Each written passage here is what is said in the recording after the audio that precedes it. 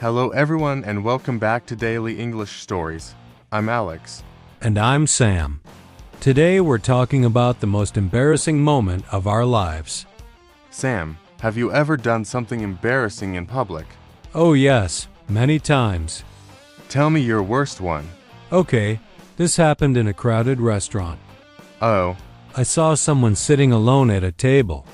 and I walked up to him and started talking. was it your friend? No, What? I thought he was my friend John. But he wasn't. No, it was a complete stranger. What did he say? He looked at me and said, "Do I know you?"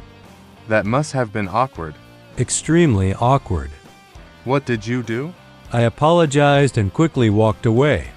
I would want to disappear. Honestly, I wanted to leave the restaurant immediately. Vocabulary. Embarrassing. Something that makes you feel shy or uncomfortable.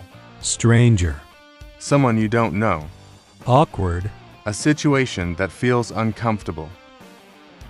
That's all for today's episode of Daily English Stories. Thanks for listening and keep practicing your English every day. See you in the next episode.